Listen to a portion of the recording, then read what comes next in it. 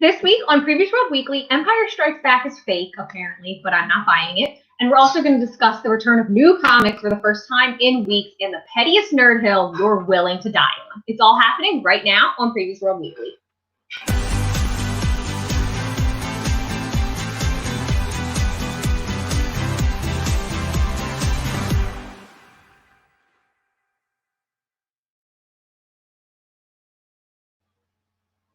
It's Wednesday and New Comic Book Day is back. Welcome to Previous World Weekly. I am one of your hosts, Troy Jeffrey Allen. I am your other host, Ashton Greenwood, aka Dutch the Free Comic Book Day, always. Always and forever. And apparently the explainer of Siri versus Alexa is that a real thing that happened?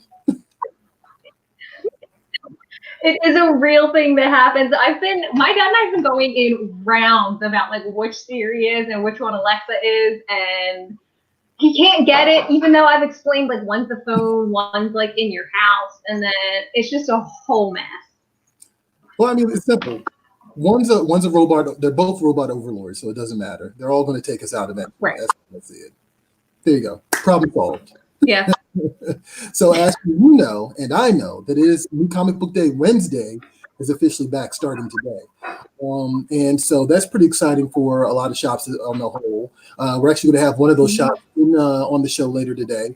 But I want to also point out, because of New Comic Book Day happening today, a lot of news happened in the process. And so I would just want to remind people to head on over to PREVIEWSworld.com/latest news, because just to give you a glimpse of what's going on in the world of comics right now, Image revealed some Savage Dragon number 250 covers. One of them is Frank Cho, and it looks excellent. There's a new Dark Knight's Metal series, two new Dark Knight's Metal series coming out. Of course, Dark Knight's Metal drops June 17th.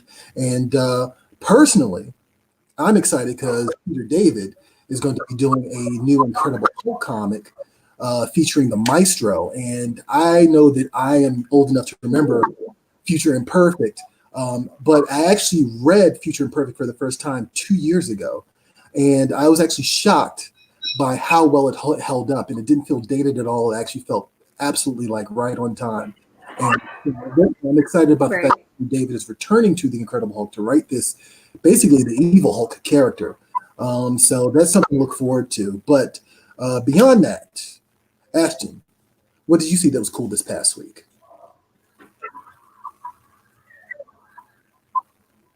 I was like going through the list. I'm like, I need to get off the internet. Avatar is on Netflix. Yeah, this is true. This is true. Yo, I was on Instagram minding my own business when Netflix shows up out of nowhere. It's like, guess what? You asked for it. You're getting the Avatar. Here it is. There's like 60 episodes. Get ready to waste your life. And I was like, I am ready to waste my life. Now, when you told me this initially, I was like, oh, is this the live action series? Because you know they're doing a live action series too. Like they're planning on doing it. I wish they wouldn't. Yeah, I have faith in them doing this. Netflix has a good track record of martial arts shows, and I kind of have a feeling they'll do good by this. This is not going to be the M. Night Shyamalan movie all over again. Although I thought it was okay. It's a controversial statement, but I thought the movie was okay. Also, I caught this past week, but apparently this video has been up since January. There's an Empire Strikes Back audience reaction video that has popped on YouTube. I caught it for the first time. I sent it to you, and you were like, "I'm probably going to cry." Yeah. It's weird. I don't know about you, but like I can speak for myself. I have this weird fascination with audience reaction videos. I don't care about movie reviews or hot takes, but there's something. I have probably watched audience reaction videos to Avengers Endgame and Infinity War more times than I can count. And it's just because it's just, I don't know, it kind of puts you back in that moment. Like it does, and it like, because you feel like you have like a very like visceral reaction when you see something for the first time, and it's very honest about the way you receive that thing. So yeah, I know like the Endgame like audience reaction was going around a month or so ago, and I knew I shouldn't have watched it, and I did, And I cried. Of course, there's the Tony Stark scene. I was like, okay, it's like 3 p.m. on a Wednesday. I'm crying in the club. I guess this is cool. No, but I definitely did catch. But it was kind of cool to see the Empire Strikes Back one because both of us. This is one of the few times where our age difference kind of intersects. Both of us were not alive when that movie came. So I actually kind of love the fact that like I was able to see that audience reaction. Now there's some speculation whether or not the video itself is fake. But the story is of someone filming it in the movie theater and they recorded it, and so someone uploaded it online. I don't know about you, but Empire Strikes Back is one of those moments that like I wish I could have been able to recapture in real time. You know what I mean? Like to actually have seen that for real without knowing the big Luke, I am your father moment, because that was the moment that was featured in the video. So right, you know, but I just thought it was interesting. Like I think that like we're in this weird culture where I think people want the secondhand audience reaction thing, and I'm guilty of that 100%. Like I said, I don't care about any takes on anything else, but this is one of those things. So I definitely had a moment when I was watching. First of all, I shamelessly watched that audience reaction like 5 times in a row. But I had a moment where I watched it and like they reacted, and I also was kind of like, no way! Even though like I knew it, like somehow I took on their emotion, even though I already knew what the reveal was. You're right. Yeah. No, I mean, and that's kind of what happens. You really do get this rush from experiencing it through other people again. You know what I mean? And I think that's always kind of cool. But yeah, that's just some of the cool things we saw online this week. But now I proudly present to you the return of new comics this week. We're going to have a special guest join us this week. It's Django Borin from the Comics Place. So here we go. New comics this week.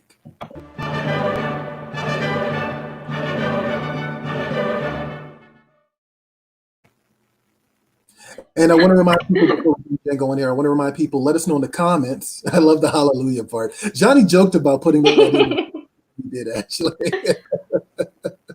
I want to remind our viewers, let us know what you're picking up this week, whether it's old or new. Let us know in the comments, and we'll try to drop them down here in the bottom third and highlight some of your comments. But now I want to introduce Django Borin from the Comics Place in Washington.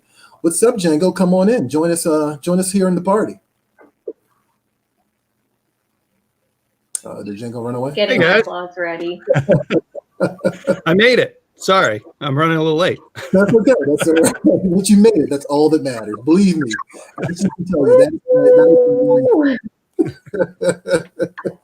I made it. That's all that counts. So, Django, real quick, if you can just give us a little bit, tell us a little bit about the Comics Place in Washington.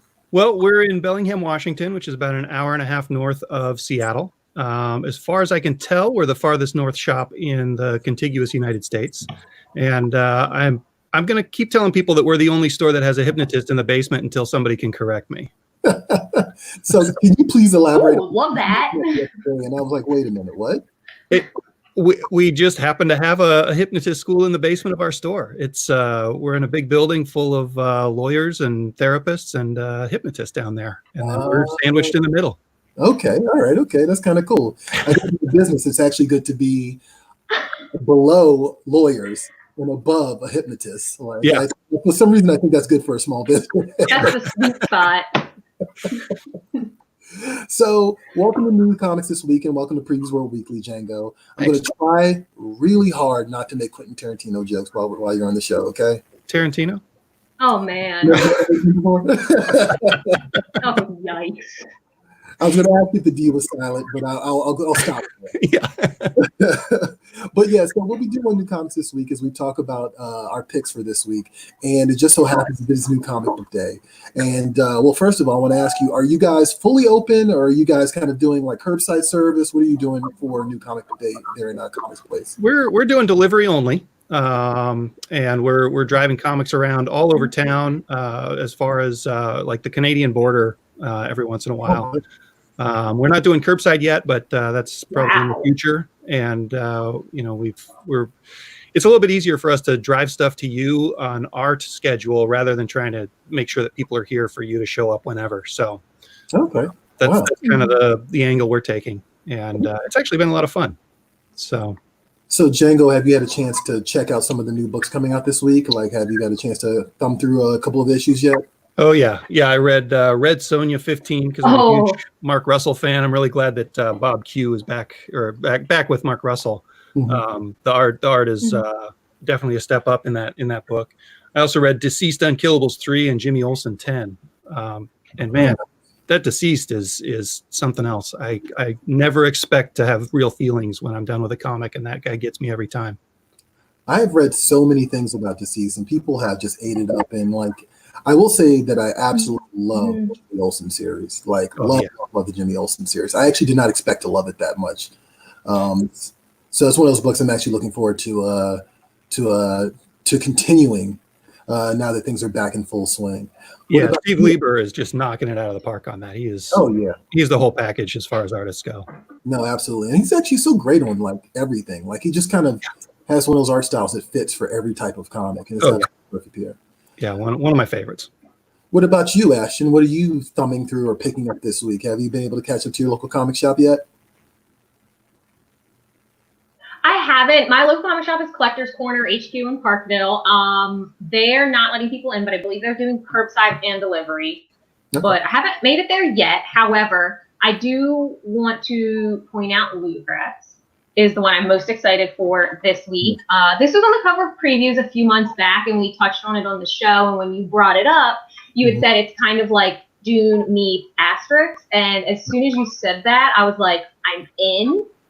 And so I was looking at the solicitation today. The first lines of the solicitation is ludicrous aristocrats. And I was like, okay, you've got me. I'm in. That would be me. I would be a ludicrous aristocrat. And so it's basically like these two brothers kind of team up to. I'm actually very unclear what it is they're trying to accomplish based on like different interviews and solicits. I'm unclear what their goal is, other than like getting rid of normal, like completely getting rid of normal, creating a new normal, which hits a little close to home at the moment, but in like the most ridiculous way humanly possible. So whatever like your most ridiculous normal can be. No, I think recently someone told us just the other day that like Kieran Gillen's been sitting on this for a while. This is a Kieran Gillen comic for those of you not familiar. Like, Kieran Gillen, of course, did Die. He's done Wicked and Divine. People tend to love all his stuff. I've read a few of his things too, and he's actually a really great writer. But this is like something that's been gestating for a while. Like, I think the book was originally supposed to come out 10 plus years. Yeah, which makes it even weirder because, like, then of course it got solicited in the catalog, and it seemed like for a second that it wasn't going to come out again. I'm sure for some people say for another 10 years. Right. So apparently it's meant to be. So shout out to the creative team there, and definitely pick that up this week. As for me, no big shock. I was originally going to pick something else that I would have been reading in the that I had just been reading while stores were closed. But it turns out that there's a new Deadly class this week. And I am beyond excited about this one. And I just want you guys to understand how much of a cliffhanger the last book ended on. And I had to write this down because there's so many little details that dropped in issue number 43. And like, I didn't have to wait as long because I binge read the last 10 issues, like about 2 or 3 weeks ago. But I can only imagine the hurt that people were experiencing if they had to wait longer, or they just had to wait for like the 2 months that we had been distribution had been closed. So understand, this is what happened in the last issue. Marcus caught his girlfriend cheating on him. Helmet is on the path of revenge, and again, he's against everyone, and he's dressed like a metal demigod, which just makes it even greater. He's got girlfriends, and on top of that, he's got the full support of his ex-girlfriend's sex cult, because it's that type of book. And they're slaughtering everybody. And meanwhile, love that happening inside a cabin in the woods in the middle of some snowy hillside. And the last issue ended with like just this big like, oh my God, like what is this? Which I feel like most issues of Deadly Class end with. Like, I'm a big sucker for Deadly Class. One of the reasons being that their cliffhangers are just so good. They really know how to dangle that carrot in front of you issue to issue, and the fact that they've been for 44 issues and counting is pretty impressive. So yeah, and then like one of the characters ended up dying on a campfire the last issue. So I'm just curious to see where this is going, because like, what in the world? Everything was up in the air. I've said this before about Deadly Class, but it works because it's all these teenage emotions that everybody can relate to, but then you give these teenage emotions weapons, and you give them the ability to kill people because they go to a school for assassins. So things just are cranked up to like 1 million, like every single issue, and the book has not lost that momentum since issue 1, and I really love that about it. Real quick, you did mention Red Sonja, Django. I have to give a shout out to that cover by Jay Lee, which is actually currently my wallpaper on my phone. Nice. Yeah, that guy. Ooh. He's such a good artist. Yeah, he's an amazing artist. I may have tried to like shop for some Jay Lee original artwork while we were in quarantine. Nice. I may have tried to do that. I'm not saying I did, but I might have looked at some of the prices and been like, okay, that's a little too rich for my blood. Yeah, I mean, he's the reason that I dabbled with Namor the Submariner back in the 90s. I never would have picked it up if it wasn't for his art. Yeah, was that him and John Byrne, right? Gosh, I don't remember. I think It was him and just Django reading it. No, the first book I read by him was the X Factor book, which was a crossover, and it was written by Peter David, and I was absolutely floored by it. I was like, who is this? Because like everyone else was doing the Image comic style at the time, and this stuff stood out. So weird. Yeah. Also out this week, Year Zero from AWA, which is actually a new company that is dropping all sorts of cool stuff, and like they've been dropping a bunch of new number ones. It's if I remember correctly, it's Artisans, Writers, and Artists. I believe the AW stands for. I could be getting that wrong, but this is a cool zombie series. Other way around. Yeah, okay, I flipped it. Okay. But this is a cool zombie series from AWA. There's a lot of talent that you're all familiar with behind the scenes. I've seen some comments saying there's a lot of ex-Marvel people who are coming together to make this company reality, and they're putting out stuff now at your local comic shop. So give them a chance, check them out. And Ashton, I am shocked you didn't mention Star Wars Clone Wars. There's a new number 1 out this week from Why? Because there's a new number 1 out this week from IDW. Oh, I felt really. Oh, okay. I don't know. I thought you were expecting me to say like a particular thing other than just that exists. I was very honed in on the Ludacats thing. The Ludacrat. I'm back on the Ludacats thing. Jesus, I did that to myself. Very honed in on the Ludacrats thing because I've been reading Dude and like singularly focused on that. No, I get it. But Star Wars. Here you go. The Clone Wars Battle Tales number 1 is out. I think it was supposed to be a weekly, but now because I think of some of the delays, they're actually stretching it out. So I believe it's going. It won't be weekly. Yeah. I'm not sure if it's monthly, but definitely check PREVIEWSworld.com/new releases. Kind of keep track of when it's dropping. And on that note, how about we die on some hills, guys? I'm so excited. I'm going to kick it over to Ashton, and she's going to introduce us to this week's segment, We've Got Issues. I disagree.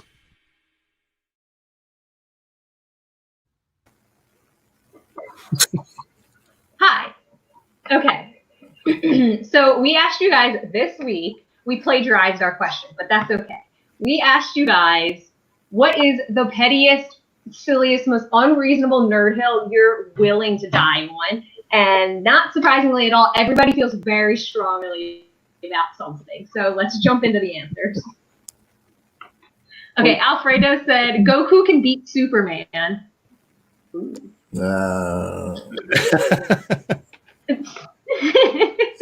Andy said, unwilling to accept anyone's argument that it's anything but, oh, God. Okay, AT, all right. My feelings are hurt by that one, by the way. I wonder what he thinks of GIF versus GIF. Yes. Oh, how dare you. Crazy, too. Oh, okay. Denise said Frodo Baggins is a potato. Frodo Baggins is a potato. The quest would have failed without Samwise carrying him literally and figuratively, and Gollum biting his finger off.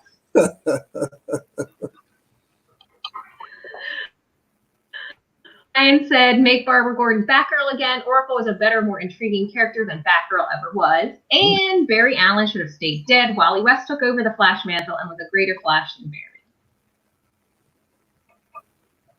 Ed said Kevin Conroy is and always will be the absolute best Batman, despite never having suited up himself. Can't argue with that. I'll co-sign that. I think he has been the best Batman of all time. So You're gonna get up on that hill with him.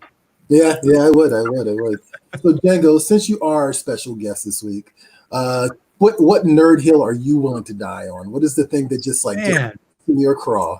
I've been thinking about this for about 2 days, and there aren't a whole lot of nerd hills that I want to die on. In my brain, Dark Knight Returns is canon, and everybody who writes something before that has to come up with a way for it to actually end up at Dark Knight Returns. One of my favorite things that somebody came into the store one day and just would not let go is that and this was before the movies came out, but they insisted that Thanos was pronounced Thanos, and no amount of diagramming the word and he just wouldn't accept it, and it continues to this day even after the movies. What is this? It's ridiculous. And the guy became one of my good friends, but he still mispronounces Thanos. I would have given you Thanos or Thanos, but I have never heard Thanos before. Yeah. That's interesting. I have a lot. So I mean, we call him Thanos on our podcast. So it's infectious. It's infectious. Okay. I mean, hey, you know what? If it sticks, it sticks. That's okay. I'm sure he wouldn't be happy about it, but you know what? He can say anything. Oh, Win Vaughn says. Oh, hey, Win. Wow, when Win wrote in here, she just said, "Hey, Django." She usually says a lot more when she's writing into our podcast. AJ was Al Suarez says, "Howdy." This is another one of your patrons. I don't know them. Okay. Skinny British Batman.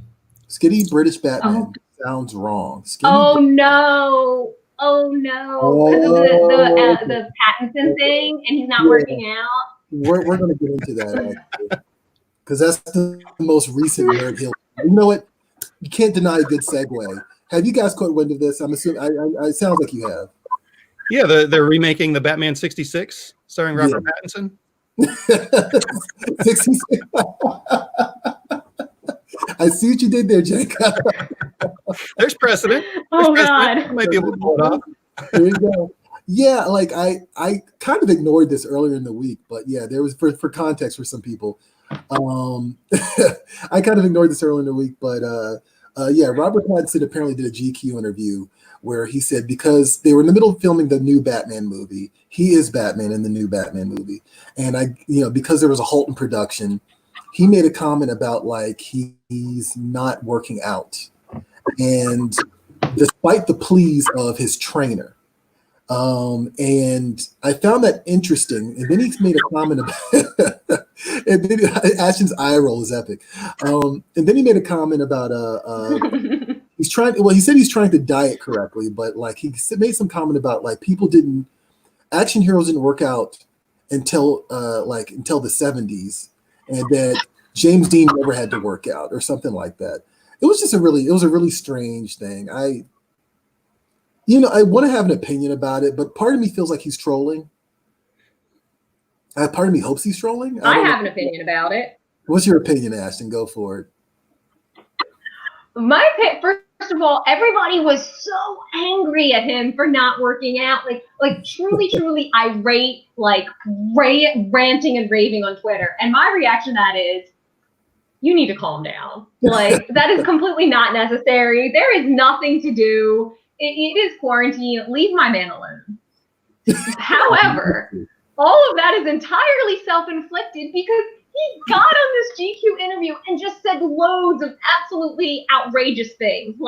He said that Zoe Kravitz is still working out 5 days a week and he has no desire to. And he admitted to his trainer telling him that he should be, but he doesn't want to. And the crazy thing about the precedent is everybody's reaction is completely unwarranted, but he totally shouldn't have outed himself and made all those ridiculous claims. That was so unnecessary and dumb. Ashton, did you like Twilight? Okay, I will out myself here. Here's what happened. I was a big Twilight fan in middle school. I read 2 of the books, not all 4. I saw all of the movies, super into it, and then I watched it the other day. It was on TNT, and I cringed so hard. It did not age well at all. What about you, Django? Do you think Robert Pattinson deserves a pass? Yeah, I mean, my rule with the Batman actors is to always wait until the movie comes out, because who would have thought that Ben Affleck would be one of the best parts of that movie? You know, I think if he doesn't work out and he shows up and it doesn't work in the movie, well, he maybe made a mistake. But I always adopt kind of a wait and see attitude on these like all the nerd movies, and sometimes that means I go and see movies that I don't enjoy, but you know, sometimes it means I go to see something that I think is going to be terrible, and I have a whole lot of fun. So yeah, true. If it's up to me, I'll allow it. Look, Ted Gill says he looks more like a villain. I saw a few people say that he should be playing the Joker, and I think that's actually pretty amusing, and actually probably not unwarranted. He could be some goon that Batman punches. Oh, Just make a SpongeBob just make SpongeBob Batman. It's the same thing. people down are for that. Goon number 65. That should be his role. That's look.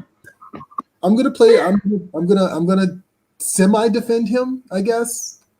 First of all, his James Dean thing is kind of like, look, once Arnold Schwarzenegger became Conan and Sylvester Stallone played Rocky, it was a done deal. You got to work out to be a hero in these movies. That's just how it works now, and it's been that way for like 40 years. Right. And even still, like this thing about actors in the 70s. Actors in the 70s worked out. They just weren't super ripped, like like a lot of these other like the Schwarzeneggers and Stallones of the world and the Van Dams, etc.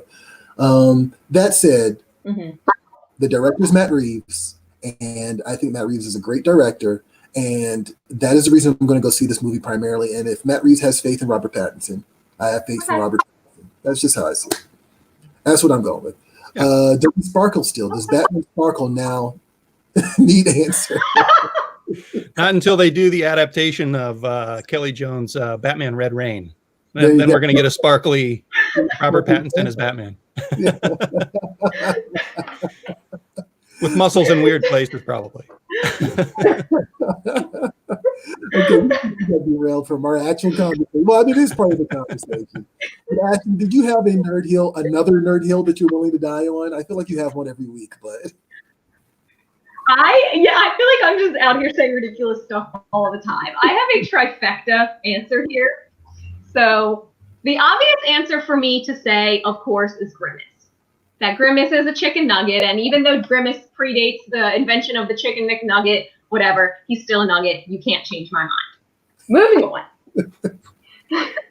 Okay. My real actual answer to this is Negan is the good guy. Negan is a good guy, like hard stop. He's just the good guy of his own story. And this is something like in my family that like when Negan first got introduced, we went back and forth, like literally yelling in each other's faces about this. Like Rick slaughters Negan's people completely unprompted and for no real reason other than Jesus said you should. And so Negan's reaction to that is warranted. And if the roles were reversed, you would be rooting for Rick to do the same thing. So it's just because you're not following Negan's story that he feels like he's such a bad guy. But I mean, Rick has done the same amount of things. So as far as I'm concerned, Negan's a good guy. Like he's just trying to protect his own people. Interesting. Okay. I kind of like that. Like there's a screenwriting theory that bad guys are just good guys, the good guys of their own story. So absolutely, I support that. I back that up 100%. So he just happens to have kind of poor planning in corporate culture with his team. Right. Right. Action on Negan. Keep all bats away from Ashton. #Negan. You know I'm right, Josh. No, actually, I respect that. I like that. What is this? Negan is like Magneto. He's doing what he thinks is right. Exactly, he is. That's fair. I respect that. I'm gonna throw my hat in this arena here. I'm like you, Django. I tend to follow creators more, so I kind of always empathize with the creator decision, and like therefore I always take a wait and see approach because I'm always kind of concerned about the I'm more concerned about the creator's vision than like, you know, little continuity glitches and stuff like that. That said, there's one continuity glitch that is more like a chasm for me. And hate is a strong word, but I hate it. Oh God, okay. Amazing Spider-Man number 512. Oh my God, so much to say here. J. Michael Straczynski and Mike Deodato did a storyline in the middle of a good run. They did a storyline where they revealed that Gwen Stacy and Norman Osborn got it on, and that Gwen Stacy. Ow. You said what? Nothing. Okay. And Gwen Stacy and Norman Osborn got it on, and Gwen Stacy, to make matters worse, had kids that Peter Parker never knew about. And that the reason that Norman Osborn killed Gwen Stacy is because she was harboring this secret the whole time. And it added this weird subtext to the death of Gwen Stacy. It just marred like this character that largely is kind of looked at as like pristine and untouchable in a lot of comic fans' eyes. And there's a lot of speculation about whether or not Straczynski wanted to write that story. I actually think he did not. And I actually do not blame J. Michael Straczynski for that story. I think that like J. Michael Straczynski is one of those creators that he's a great writer, and he's one of the hardest working writers in comics, but I feel like he gets the short end of the stick a lot. And I think this is one of those examples. And if I could hate any storyline anymore, it would be that story, just because it came out of left field. It was completely unwarranted. They tried to go back and try to make it work and fit it into continuity. And I think the testament to how disliked this story is that it's been retconned at this point. Like, nobody talks about it anymore. Those clone children maybe made like a handful of appearances, and they don't even pop up in Spider-Man continuity. Like, the whole thing is just booty juice. I don't know the other way to put it. I just don't know where to put it. Like, I try to be level-headed about some of these things, but yeah, that Amazing Spider-Man 512 just continues to this day to rub me the wrong way. More than Brand New Day, more than One More Day. I'll roll with that. I'm with that. You know, those things happen, but that particular storyline, I'm like, ick. You know, one of my favorite parts about comics is that you can kind of make up your own canon. So, yeah. You know, they contradict each other all the time. Mm-hmm. So you can kind of pick and choose what you want to think happened in any given storyline. Most of the time. Sometimes you come up on something and you're like, well, now I have to decide whether this thing I'm reading is actually happening or this thing that I hold dear actually happened. And that's right. Luckily, it seems like the comic community has pretty much dropped that Straczynski issue from their own personal continuity. Right. And it's amusing, right? Because I mean, people Wonderful. Talk about the 9/11 issue. They'll talk about his fight with the totem powers and like, you know, the return of Mary Jane and Peter and all. They'll talk about every aspect of that run, but that little piece just gets pulled out. And I think you can always kind of tell when, for lack of a better term, you can always tell when you're dealing with a seasoned nerd as opposed to like a new dial nerd, because we're more willing to be like, nah, that didn't happen. Yeah. Actually, I remember, Django, I'm gonna put you on blast a little bit. You mentioned something yesterday that I think actually also warrants a little bit of a shade. You mentioned Indiana Jones 4, which I completely support you on in this. You want to talk about that a little bit? I mean, I don't think it's a terrible movie as long as you pretend that Shia LaBeouf never really swung with the monkeys. I'll take it as just another Indiana Jones story. It doesn't hold a candle to Raiders, but you know, nothing does. Nothing does. This is true. Okay, so all right, so you actually are willing to forgive it except for that one particular moment. I think so, unless there's something else I've Jedi mind wiped from myself. You know, there were some parts that weren't as awesome, but everything can be forgiven if you've got Indy and Marion looking at each other like that, like when they finally meet up again in that movie. Like, you can do a lot in that movie, and I'll forgive it just for that scene.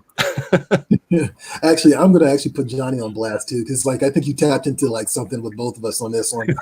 Johnny's in our comments. You guys can't see this comment, but Johnny's in our comments saying, "How about the whole alien part? I can't forgive that." You know, I agree with you. Johnny. But it wasn't aliens. It was extra dimensional beings, which was set up in, I think, the Further Adventures of Indiana Jones, number 5, 4 and 5, or 5 and 6. Force Days, or was that a Marvel book? Jesus, it was a Marvel book. Yeah. Okay. Yeah. Wow. Back in the day. Wow. That doesn't necessarily forgive it because it was a little muddled and silly. But really, like, we believe in the Ark of the Covenant having all that power, but we won't let aliens exist in that world. Mm-hmm. I'll allow it. Ooh. Okay. You got me with that. No, I mean, I think you have a fair point. Like, I mean, like, there is a religious component to all the Indiana Jones movies so far, and the aliens were being worshipped by this was like an Aztec cult or something like that. Yeah. I do. It's still a hard pill for me to swallow, but I'm a seasoned nerd, so I'm just going to let you have your opinion and I'll have mine. There you go. I would rather have, something religious in there instead of the aliens, but you're right. It's Harrison Ford running. That's all I want. Oh, we got another comment here. Vincent Michael John Aiello, I hope I'm saying that right, says, do you think that Lee Bermejo's depiction of Batman should be used in the Batman movie? His costume is awesome, especially when you look at his Prime 1 statue. I'm actually not familiar with the Prime 1 statue. I don't know which one it is. But I think Lee Bermejo typically is going for photorealism, so I'd say yeah. What about you, Django? Yeah, it's good. I think if I'm remembering right, he's got a little bit of a collar, which I always like on Batman, and just in general, it's a more kind of a more militaristic look than a costume look. Yeah, I like the way he draws Batman. I don't know if this is I don't know if I imagined this, or I'm pretty certain I did see this, but like the Robert emblem has I think it has his parents, the gun that killed his parent in his chest. I might have made that up, but like I feel like that's actually what I saw in like some of those stills. Yeah, I think I heard that, and that kind of harkens back to a Kevin Smith story, right? Yeah, from a while ago. I don't remember exactly what it was in.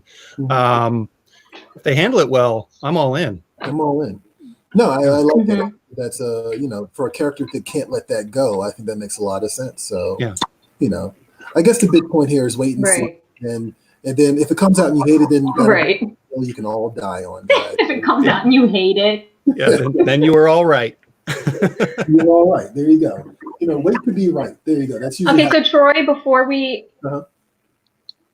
move on, I have a question I want to ask Django specifically. So. This is something that Troy and I have talked about a number of times, and I think we're pretty much on board with how angry we are about this. And this is something else I was thinking about in terms of like nerd bills to die on.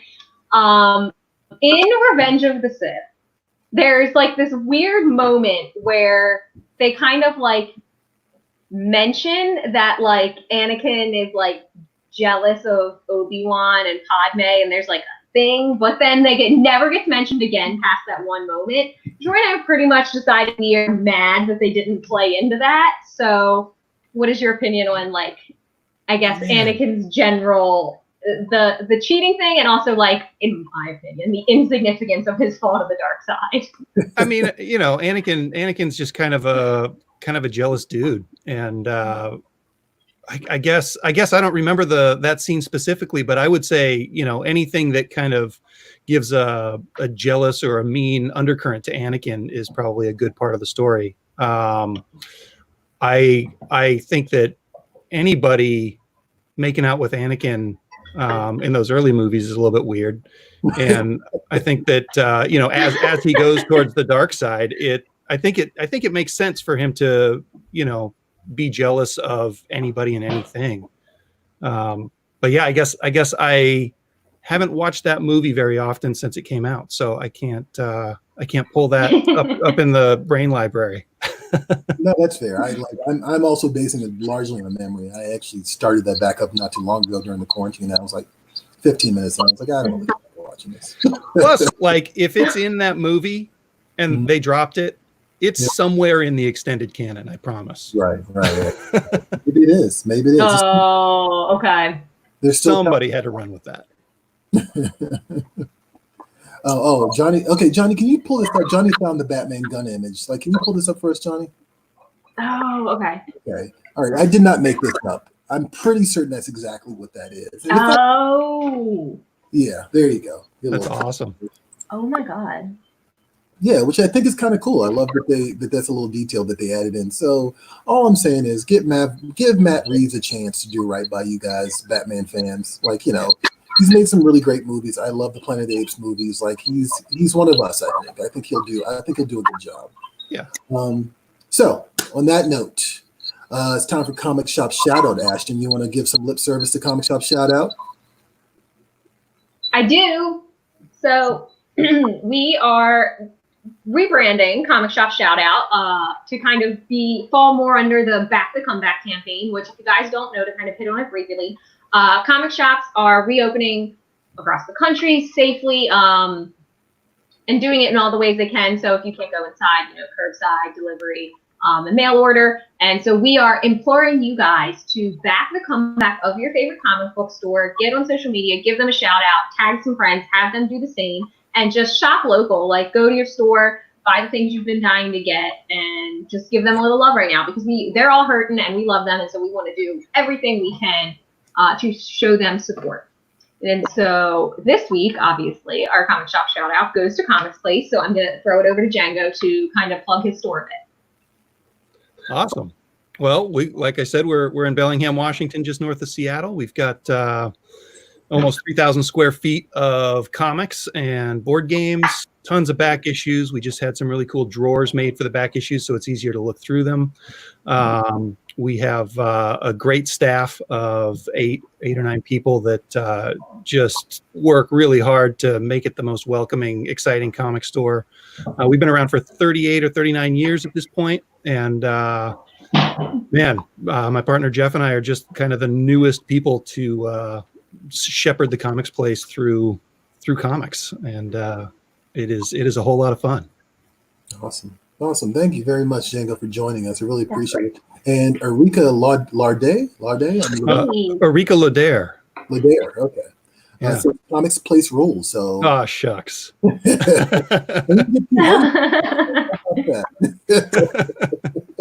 If that's not a ringing endorsement, then I don't know what it is, guys. If you're in Washington, you get a chance. Well, when we can travel, man, be sure to check out the Comics Place. Before show them your love. And if you're already in Washington and you just happen to be comic book curious, maybe you should hit up Django and his crew and see if they able to deliver to you. You know, absolutely. That's our favorite thing, is finding a comic for somebody who hasn't read comics before, because I guarantee we can find a comic you'll love. Absolutely. Thank you very much for joining us, Django. Thanks for having me. Coming in here, keep fighting the good fight. Oh yeah. And I guess that's it for this week. I want to remind people, as always, that we have previews game night on Tuesday and Thursday. And Ashton will be there, or I will be there, or Anna Mia will be there, or Cannon Doll X will be there, or Josh will be there, or Johnny will be there. At some point, all of us will be there. So definitely keep an eye out for our attempt to thwart Josh from winning every single time, because it's annoying. Yes.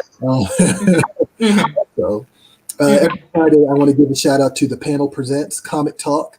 Anna Mia hosts a show with Ashton, and they both bring on special guests. I think this week we're going to have a retailer on. I won't say who just yet. Yeah. But keep an eye on our feed to find out who's going to be joining us for Comic Talk. And is that it, Ashton? Real quick before we go, since we are kind of rebranding the Comic Shop shout out for a minute, if you want to have us feature your shop on the show, shout them out and tag them if they have a page, and use the hashtag #BackTheComeback, and we will find your shop and we will feature them here. Cool. And that's it this week for Previews World Weekly. I am one of your hosts, Troy Jeffrey Allen. I'm your other host, Ashton Greenwood. And we will catch you guys at the spinner rack, for real this time, because comics are back. See ya. Yeah. Booyah.